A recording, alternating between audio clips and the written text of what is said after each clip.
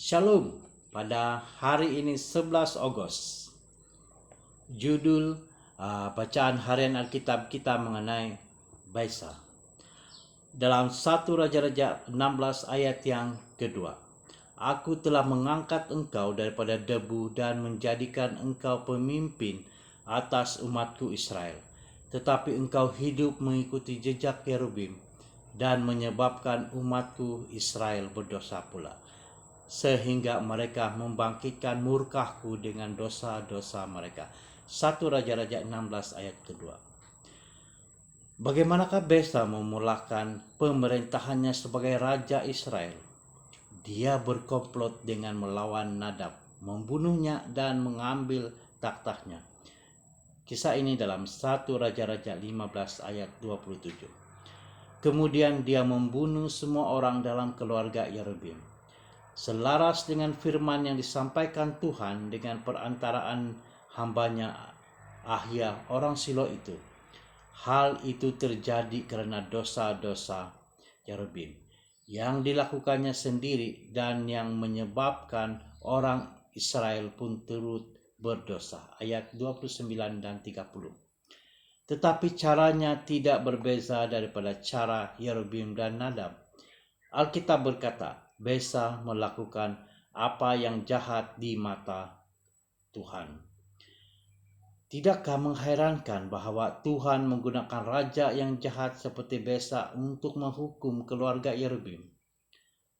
Begitulah penglibatan Tuhan secara mendalam mengenai dengan sejarah manusia, terutamanya dengan gerejanya. Penglibatan ini adalah perkara biasa dalam Perjanjian Lama. Perkara yang sama juga berlaku pada masa kini. Itu tidak bermakna Tuhan menggalak orang berdosa. Ia hanya bermakna bahwa Dia menggunakan kuasa dan orang, walaupun dosa mereka, untuk memenuhi rancangannya. Tuhan tidak memaksa manusia. Ini bertentangan dengan sifatnya sendiri.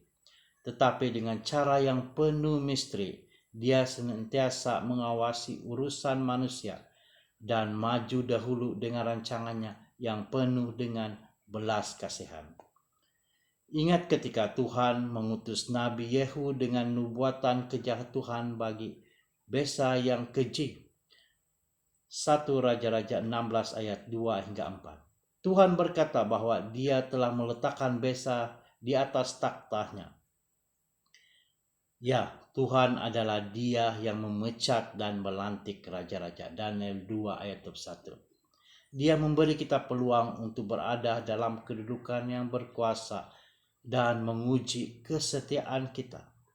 Walaupun Raja Besa melakukan yang jahat di mata Tuhan, kita boleh melakukan sebaliknya.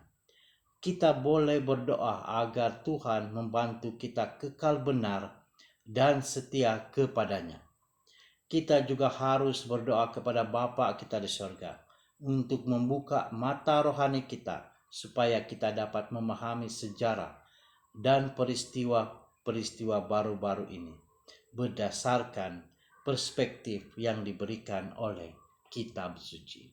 Tuhan Yesus memberkati.